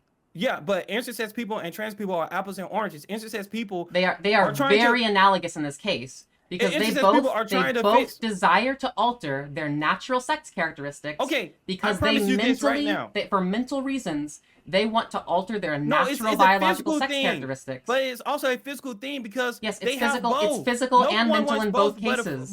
It is physical and mental in both cases. But let me lay it out for you. So an intersex person has certain physical characteristics and mentally they want to change those physical characteristics in this example. The trans person has certain physical characteristics, and mentally they want to change those physical characteristics. It is physical and mental in both cases. But you can acknowledge that trans people, if it weren't for them telling you that they're trans, or as far as their genitalia and all that, all of those things, they're basically born normal and healthy and within the normalcy of Well, their what. brains aren't. Their brains are born more like the gender opposite to what they are assigned at birth. Okay, and here's the thing though, if that's the case, if that's truly the case, I'll take what you say as face value, that these trans people are born with a brain that is more similar to the opposite sex, right? That is So true. I have 20 plus peer-reviewed studies I can cite for you. Okay, cool. But here's the scientific proof. The scientific proof is that you can alter a person's brain by the levels of estrogen and testosterone. So for a person who's born trans, for a little boy, and I'm glad you brought this up because I remember something. For a little boy who says that he's trans, let's believe him. Let's say you truly believe you're trans? Yes. You want to be a woman? Yes. Okay, let's believe him. So let's give him testosterone to put him back natural. Let's arch his brain to go into the other direction. Why when someone says that they're trans, that they're the opposite sex, we give them the hormones for the sex that they desire instead of giving them the hormones for the sex that they actually are? Because one of them is shown to improve their mental health, and the other one is shown to worsen their mental health. So if I give a little boy testosterone, we have studies that show that if you force trans people into the closet, if you force them to take hormones associated with their birth sex, it worsens their mental health. It worsens their outcomes in terms of social attainment, in terms of also even like educational attainment, economic attainment. Trans people that are allowed to medically transition do better in society, in the economy, in education. Like all of these outcomes improve when they're allowed to medically transition with the help of doctors and therapists. Yet conversion therapy is shown to have the opposite effect. You're once again advocating for conversion therapy, which is shown to worsen all that outcomes. You're advocating for the world where trans people have worse mental health, have worse social outcomes, worse economic outcomes, worse educational outcomes, where trans people are more likely to kill themselves. That's the world that you're advocating for. Why do you advocate for this world where more trans people are going to kill themselves? Okay, I think you know I don't want that, obviously. Well, then I hope that you would support research-backed medical guidelines which are shown to empirically reduce the rates at which trans people unalive themselves. Let's just get this straight. Like I do. You're saying this, that if a little boy has a somewhat slightly of an unnatural brain, and keep in mind they don't do brain scans to make sure that these people are trans, by the way, but let's just say that this little boy has a somewhat unnatural brain, and then it's best to give him sex hormones that's going to make that, it's best to give him more synthetic estrogen than it is to give him the testosterone. That's what you're telling me. We need to do a psychological assessment. We need to allow this kid to go through gender therapy such that they can explore their gender, such that they can figure out, what is their gender identity? Why do they identify that way? Are they gender nonconforming? Are they transgender? What would be best for them? And this is a months-long process, a years-long process where there are diagnoses, there are therapists involved. And if these doctors and therapists ultimately determine that, yes, this kid is indeed transgender and would benefit from medical transition when they're a teenager, I don't have any problem with that. So you're saying in some cases that we should give them, but are you saying in some cases that we should give them testosterone? Well, I think that if this is just like a gender nonconforming person, then medical intervention is typically just not needed. Typically for the gender nonconforming case, all these kids need is to talk to a therapist, recognize that, they're just gender nonconforming, and that's okay. And then they continue on with their natal puberty, no problem. And actually, most people who are referred to gender clinics are just gender nonconforming cis people. If you look at the studies on quote unquote like persistence desistance, what they do is they assess out of everybody who's referred to a gender clinic whether or not they end up identifying as trans, medically transitioning, etc. as an adult.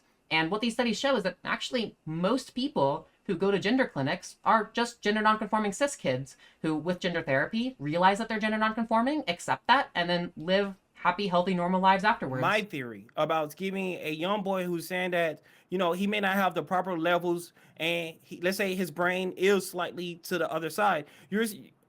You're saying that it's never okay to give a young boy testosterone, but only it's ever okay to give him estrogen? Or are you saying that in some cases it's okay to give him testosterone to help negate the issue, to help fix the issue?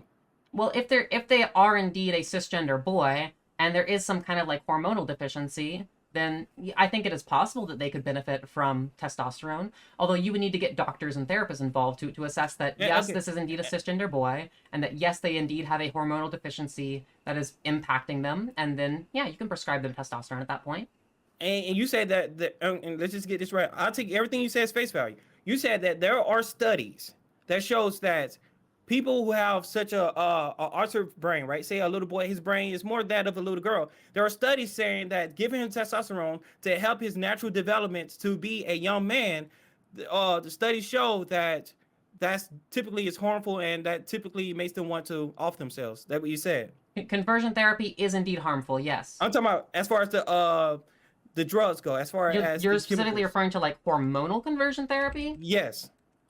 Let me see. Wait, you don't have to use a cheat sheet. I'm just asking you, is that what you're telling me? Is that what you said? I believe that is the case. Are you specifically looking for like hormonal conversion therapy? Because I know we do have studies of like gay men that were given hormonal conversion therapy. But that's not trans person. You can't use that example. If I can use I know. I'm saying that like no, are you even bring it specifically up. looking for studies on like hormonal conversion therapy for trans people?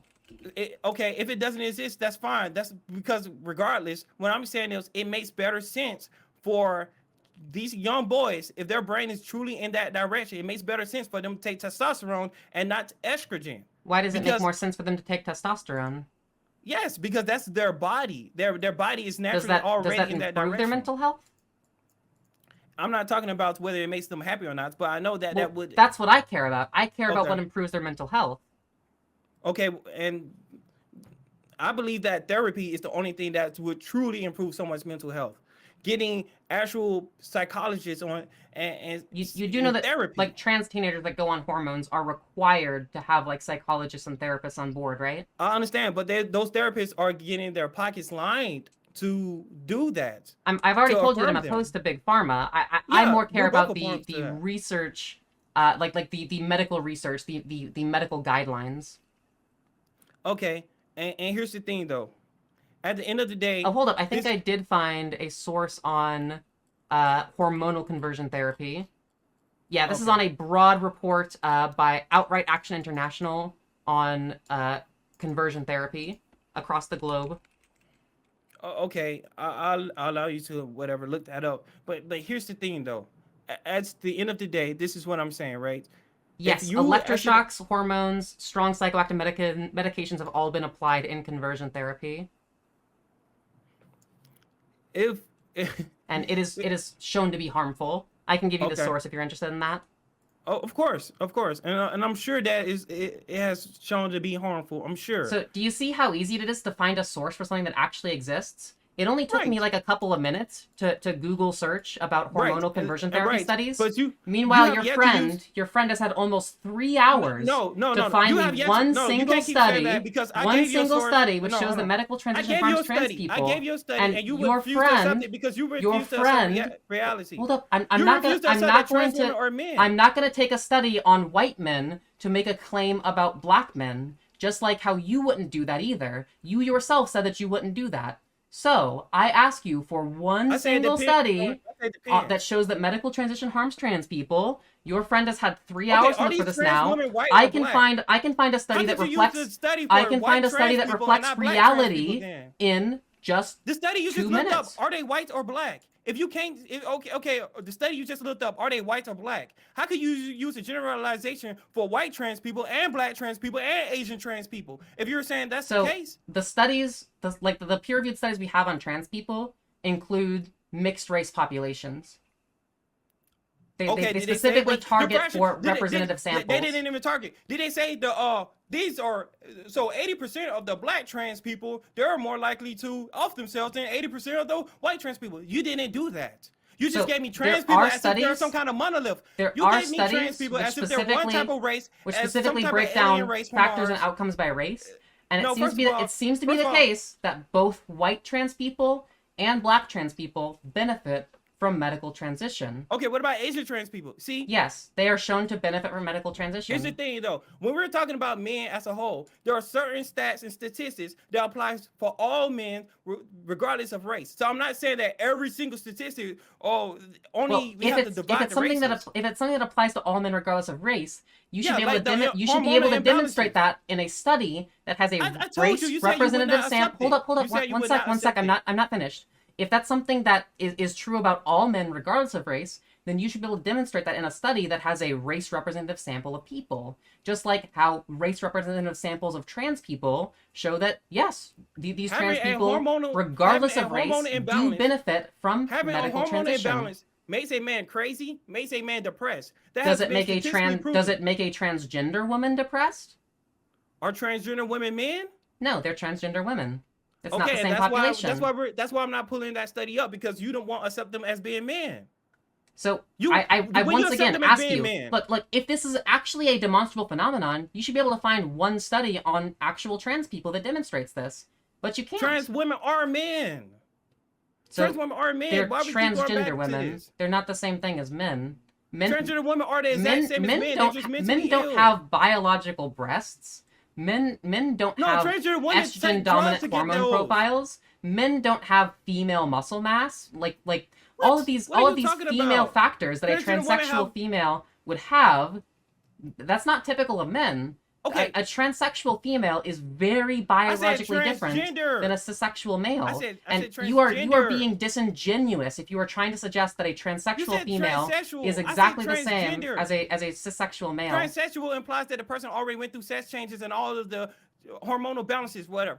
I said transgender. So if a man who says that he's transgender, he goes in there, you can't tell the difference between a man and a transgender woman. You can't Actually, tell the you difference. can. The brain scans are different. How come they don't brain scan people before they do these surgeries? So the reason why they don't like that brain Because it's scans are not a false. diagnostic criteria is that brain scans are also bimodal, just like how other like sex factors are. You So- keep on saying these brain scans. If these brain scans could prove anything, they would actually brain scan these people before they do the surgeries and So give them hormones. brain scans are not conclusive mental health Of course, diagnoses. stop using them for an example. Stop using them. However, if Like we're you talking about brain if we're talking about the differences, characteristics, it's not conclusive. if we're talking about the characteristics that certain groups of people have, then brain matter distributions, on average, in general, would differ in ways that are statistically you significant can't use and brain relevant. scans in your arguments if they aren't conclusive. You, can't do use know that them. you do know that diagnostic criteria and certain brain characteristics are not the same thing. I'm pointing out certain brain characteristics which are different on average between transgender women and cisgender men. Now, we can't that's not the same quantify- thing as a diagnostic criteria for, say, gender dysphoria. Here's the thing: if we can't quantify the brain differences in order to actually give these people surgeries, if we can't use those brain differences to determine who should get surgeries, who shouldn't, who should be Well, on hormones, here's the problem. who should get puberty blockers, and brain who shouldn't, scan- then you can't use that as an A example. brain scan isn't going to determine who benefits from a certain surgery, from a certain elective surgery. What a brain scan can show It is should whether or not if there that are determines if differences in someone the is trans brain. or not, right? Here's If the surgery and problem. hormones help trans Brain people- scans are not capable of being diagnostic criteria for these things. We don't have brain scans to determine, who is going to have depression, for example. Like, brain scans are just not the medical way that we diagnose these things. We have But genetic brain evidence scans- to determine who's going to have depression, because we have billions of years of evidence to determine, oh, well, your lineage, you're more likely to suffer from this mental illness, or you're more likely to suffer from that mental illness, looking at that You're person's bringing up a really DNA. good point. But what trans So- people like to so deny is that you're they're bringing up a really trans good women point. like to deny that You're they're making men. you're making a generality, not an absolute, as am I. So yes, it is true that certain genetic factors generally are correlated with certain medical Listen, risks. if the men in just your like family how have a just like history how of trans schizophrenia, women's then brains there's a high just like there's how a higher trans women's chance brains that you're are going to have schizophrenia generally too, because you're a correlated a certain biological way. man. You These can't are deny these that. are all just general correlations, If and the I men in your agree that family these are relevant have- and that these should be if the considered. men in your But family a has general history hold of up. A Okay. general correlation is not the same as a Oh. diagnostic criteria. You've actually just showed this yourself by bringing up the example of genetic factors related to depression. just because somebody has a certain gene is not 100% conclusive that that person is going to be depressed. Just like if a trans person has a certain brain scan characteristic, that doesn't 100% mean that they're going to desire or benefit from bottom surgery. But we can still point to these generalities as kind of general But that's the differences thing, between though. depressed brains versus non-depressed brains, They won't between even look trans at the brains brain. and cis brains. We're They don't we're look at the talking brain in at all. generalities. That's how we have to generalize things to an extent, Cool. because speaking in absolutes is just going to lead us to talking Cool. about falsehoods. But they won't even look at the brains at all. They don't take the brains into account when they're doing these surgeries and giving hormones. They don't do it. Do they scan people's brains when they're trying to diagnose them with depression? We have means of doing that. We have means of doing that. We can How are people diagnosed with depression? We got psychologists, right? Yes, that's also how they diagnoose gender dysphoria. So mental health conditions are diagnosed by talking to psychiatrists and psychologists. See, it's two different reasons why a person could be depressed. It could be some outside influence, or it could be a person's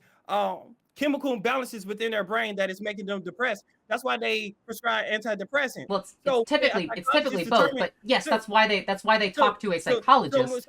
That's also why for a trans person they would talk to a psychologist. So when you're clinically depressed, that means that you have a chemical imbalance within your brain. So when a psychologist prescribes antidepressants, they're trying to right something that is abnormal within the brain. That's what they're claiming to do. So when it comes to a trans person, if they really did have a hormonal imbalance, then it would make sense. I didn't say that a trans person has a hormonal imbalance to get testosterone and not estrogen. But they don't do that, and they don't look at the brain. I didn't say that a trans person has a hormonal imbalance in their brain. It doesn't seem to be the case that just like having certain hormonal levels makes someone trans or not. If their brains are slightly different, it is 100%. And if you know science, if you know biology, if someone's brain is slightly to that side, like how you claim, then it would 100% be influenced by their hormonal levels. That's a fact. So hormones are not the only thing that shapes people's brains. Okay. There are other factors. Are you aware of the concept of neuroplasticity? So in response to your social environment, your brain can be shaped in various ways. This is actually why we observe kind of some broad differences in the brain scans of people across various cultures that live in different societies, for example. So there are a lot of factors. There's also genetic factors. There are so many factors which influence how someone's brain is going to look in a brain scan. There is certain genes, whether or not those genes are activated by certain environmental conditions. There's that social environment. There's that hormonal environment. There are so many factors which lead someone's brain in looking like a certain way. And but so because there's all of these different factors going on, that's why it's the case that brain scans are not conclusive diagnostic criteria, as you acknowledged in the case of depression, where you got to talk to a psychologist to get this diagnostic criteria. At the same time, we can recognize that there are some general differences in brains of, say, a depressed person, some general differences in brains of, say, an ADHD person, some general differences in brains of, say, a trans person. Okay, have you ever heard of a lie detector test? I have heard of lie detector tests. Okay, have you ever heard of them using lie detector tests in, let's say, court to determine if someone committed a crime or not? I'm not entirely sure if they are widespread used in court, although I do know that there are some problems with the lie detector tests that as they exist. What they do is, a lot of times they will use a lie detector test along with evidence to convict someone. So when you have the lie detector test, okay, that's one thing. It could go wrong. It may not go wrong, but a lie detector test is mostly accurate. And then you have evidence. Well, we have proof that you were at the crime scene. Then you have all of these things. Then you have eyewitnesses. Then you have all of these things. What I'm saying is, I'm not saying if what you're saying is true about the brain differences, about it being so different, then there's two ways to handle this other than affirming someone's gender. There's two ways to handle this. You can give that person a young boy testosterone to help push him into that direction, because it has hold up. That doesn't change their brain to a normal cis man's brain. There's evidence to prove that testosterone and estrogen, depending on the levels, has an effect on the development. You're extrapolating way too broadly here. I'm gonna let me finish real quick. Let me finish real quick. I always let you finish. Let me finish real quick. You can correct me after. There's evidence to show that it determines the development of that child's brain. Also, you can actually check the brain, do a diagnosis on the person's brain, analyze that person's brain to help provide evidence that this person could be trans. but they don't even look at the brain. They won't even juggle with the idea that, hey, maybe we should just push this boy to be more masculine and push this young girl to be more feminine. They don't even take these into account because it's not about the science. Okay, It's about now a political agenda. now you're lying. So there actually, like, there is a long history of like the gender therapy that trans people go through in order to determine whether or not they're going to benefit from transition. They absolutely explore different options. It's not like you go to gender therapy and they're like, well, thank you for coming to gender therapy. You are 100% absolutely trans, and here is your testosterone, or here is your estrogen. That's not how it works. They go through this exploratory process of figuring out, what is their gender identity? Why do they identify that way? Like, what kind of gendered characteristics would they like to have? Why would they like to have those characteristics? It's very much this exploratory process where they consider their options. And you seem to think that if there is a trans person, you can make their brain like the sex they were assigned at birth just by giving them hormones as part of a conversion therapy process. You can help push them. However, them to that direction directly. the studies we have on this show that hormonal conversion therapy doesn't work. That is not effective in doing this. That Outright Action International, Harmful Treatment, the Global Reach of So-Called Conversion Therapy, which I cited, it shows that doesn't work. It doesn't bring, it doesn't fix their gender dysphoria. It doesn't bring them in line with the sex they were assigned at birth. So that treatment just doesn't work. And I think that your appeals to why aren't they scanning brains is completely disingenuous. Because here's the thing. Okay. Suppose that we had a trans person that they've gone through gender therapy for years. Their doctors and therapists have decided that with all these consultations that yes, this person would benefit from medical treatment. If in addition they had a brain scan and this brain scan was, yep, this person is definitively, they have a female brain. At that point, would you be okay with them transitioning? I don't think so. No. Right? Wait, let me answer the question. That's what I'm trying to say. If the brain scan was that case, would you be okay with them transitioning then? Not in that case, because you said that this person was on hormone therapy. Before hormone therapy, the doctors are thinking, okay, everything, it looks almost good. Now, if we do scan the brain before hormone therapy, and the brain is shown to be in, say, like a more female typical range, would you then be okay with this person transitioning? Okay, so there's two things, right? There's two things. If this person's brain is truly different, that would support the claims that people can be transgender. That would support the claims that, so transgender really is a medical and is a physical thing that is going on with people. That would support the claims, and that's why I would support hormone therapy. Now, I'm not saying which direction I would support it because you already know, but I would support, that this person needs to be altered. Okay, so wait now, a minute. Your appeals to brain scans are completely disingenuous then, because even if the brain scan shows that this person is indeed trans, you're still not okay with the treatment. You are disingenuously appealing to brain scans. That's not what I said. Remember the lie detector test thing. Remember, we aren't just going to go off of one particular evidence. Remember, we're going to go off of a combination of things. Yes. So I'm not every piece of evidence in this example points to transitioning would help this person, yet you're still opposed to it. No. I'm not opposed to it. If every piece of evidence points to this, which I wish they would look at every piece of evidence, then I would 100% agree that this person should receive hormone therapy. A young boy should get testosterone and receive the hormone therapy that he needs. Conversion therapy. That's not what the evidence shows, though. The evidence shows that hormonal conversion therapy is abuse, that it harms people. Why are you advocating for this type of hormonal conversion therapy, which is shown to increase the rates at which people kill themselves? You're gonna die a man. Hopefully, you survive to live long enough to be a man. You're gonna die a man. You're born a little boy. You're gonna die a man. You're born a little girl. You're gonna die a woman. You would really be happier if there was a trans girl and doctors give her testosterone instead of estrogen, and she kills herself because of it. You would rather be happier with that than the universe where she takes estrogen and she is mentally happy and healthy and lives? Which universe would you rather live in? Would you rather live in a universe where she's allowed to transition and she lives, or the universe where she's given testosterone and kills herself? Which universe is better? You're trying to pull on my heartstrings because you know that I'm not this evil, bad person who hates trans people. Of course. Here's the thing. It seems like the ideas that you're advocating for. I mean, I believe you when you say that, You want people to live. My problem is that the ideas which you're advocating for are demonstrated to bring us into a world where the consequence of those actions will kill people.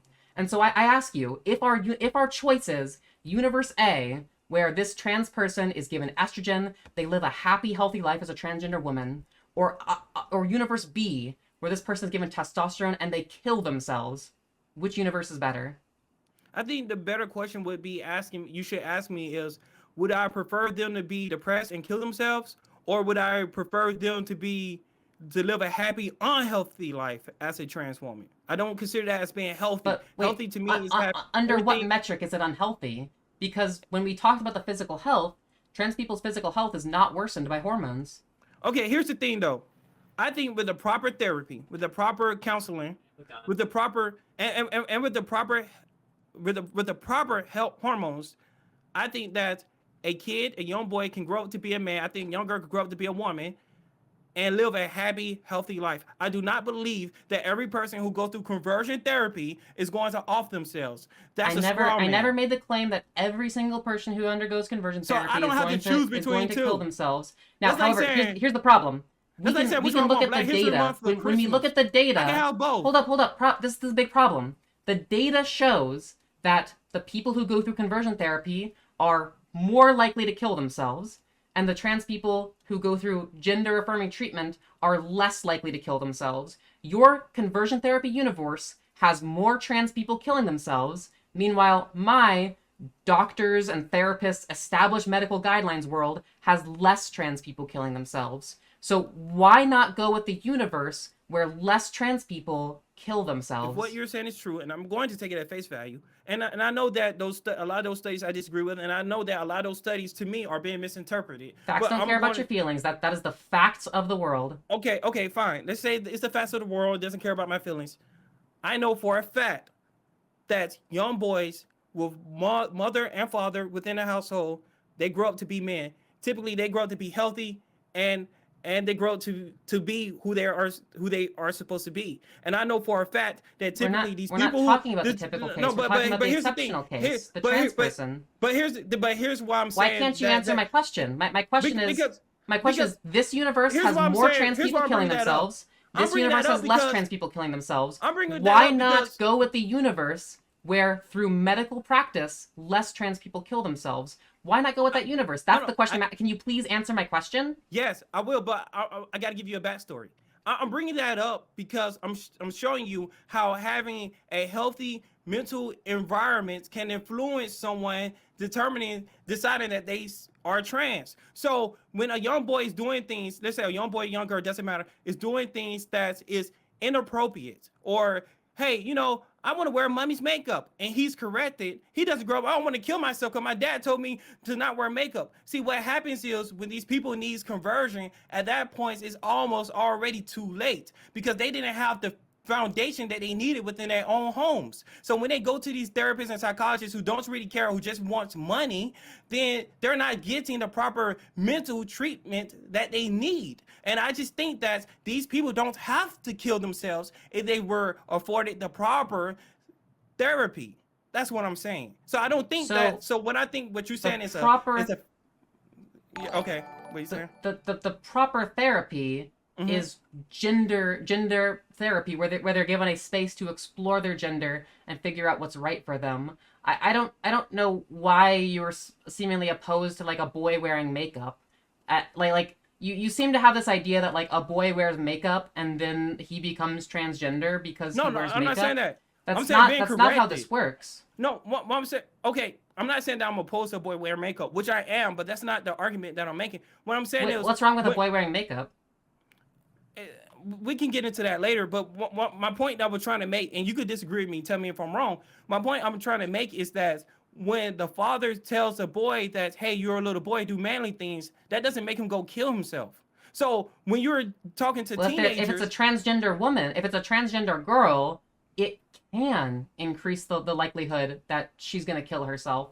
That's actually what the medical literature shows. When a transgender girl is told again and again by her father repeatedly, no, you're not a girl, man up, you cannot be a trans girl, That is not okay. That's not allowed. The studies show that when her identity is denied by her father, she is more likely to kill herself. You are once again advocating for Universe A, where more trans people kill themselves. So why not go with Universe B, where through social affirmation, through support, through allowing doctors to practice research-backed established medical guidelines, less trans people are going to kill themselves. Because Universe B is clown why do you world. keep advocating? I don't want to live in clown world. That's clown world. That's clownish. How is that clown world? Because again, you're advocating for these kids to take the opposite sex hormones. So you're saying that you're advocating for these kids just to be clear. Anything. Okay. Just be clear. The reality of reducing suicide is clown world to you. That's a clown world where we make less kids kill themselves through research-backed medical guidelines. That's clown world, because that sounds like rational reality to me. I think that it is rational reality to do medical research to find out what treatments make kids less likely to kill themselves and to practice that research-backed medicine. But apparently your clown world is like apparently reducing suicide is a clown world to you. Okay, if what you're saying is true, okay, fine. It is you true. Got me. That's the facts. Facts don't care about your feelings.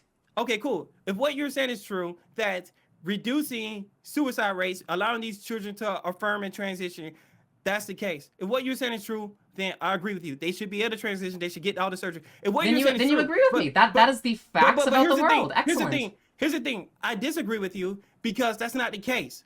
Most people. So then I ask you for one single peer-reviewed study. I'm going to tell you. Most people who are raised by their parents are pushed into the direction to be normal and natural, and most people come out healthy. If you take that same we're not talking about most people. We're talking about trans people. Because most people don't kill themselves because of their sex. Trans people are not the most typical case. Trans people make up less than 1% of the population. We're not talking about the most people right here. Why do you think that is? Well, why do you think that is? Because most people are cisgender. Because it seems that for most people they don't have this difference or this discongruity between the gender roles they were raised in, the biological sex that they were born as, and why do you think that is? Their self-perception. Because most people haven't been groomed. That's why.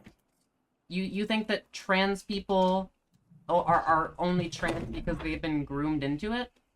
I think trans people have mental health issues. They have, and a lot of them have childhood trauma. A lot of them don't have mother and father within the household. If you have a father telling you saying that, oh, well, if you use gender conversion therapy, then that's going to make the kid kill themselves.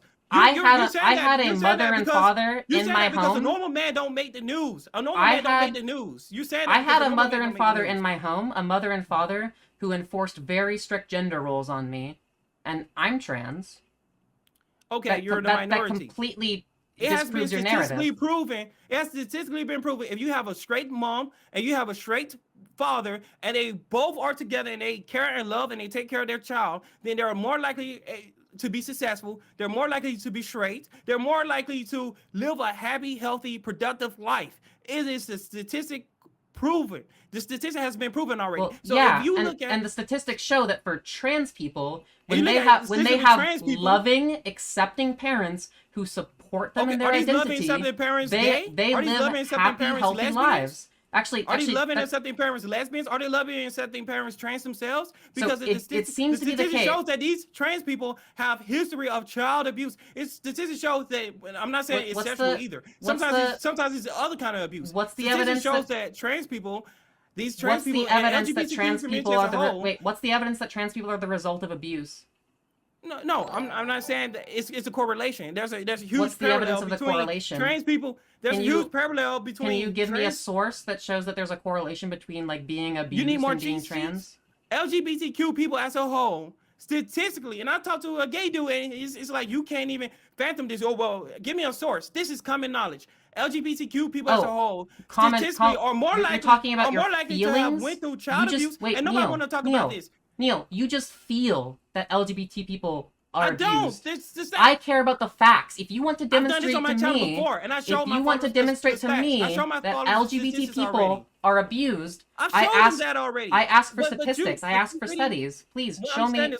Please I'm show not me even the saying studies. most. I don't care What, about your feelings. what I'm I saying want is the facts and the statistically, they're studies. more likely to have had childhood trauma. I know that's not all for everyone, but they're most likely to have had childhood trauma. So the people who So didn't have you're childhood not going to trauma, cite a study?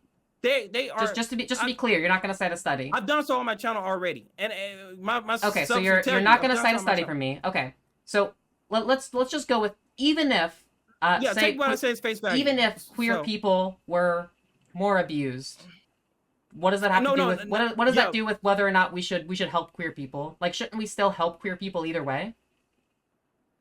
yeah, but not harm them, as in chopping off their genitals, So as in giving them the wrong sex hormones. I think what that is what shown to be harmful is the conversion therapy which you advocate for. Every empirical peer-reviewed data we have on the subject shows that the types of conversion therapy which you advocate for harm them, cause them to commit every suicide at higher rates. every Meanwhile, every empirical peer-reviewed study we have that on the types of gender-affirming treatment with the help of doctors and therapists that I'm advocating for is I shown think to you mis improve their mental health, I think reduce you the kind of rates at which they kill misunderstand what I'm themselves. saying. We have empirical evidence that a kid who is groomed in the right way, I ain't talking about abuse, the kid who is groomed in the right way turns out to be healthy and natural. That's enough evidence for me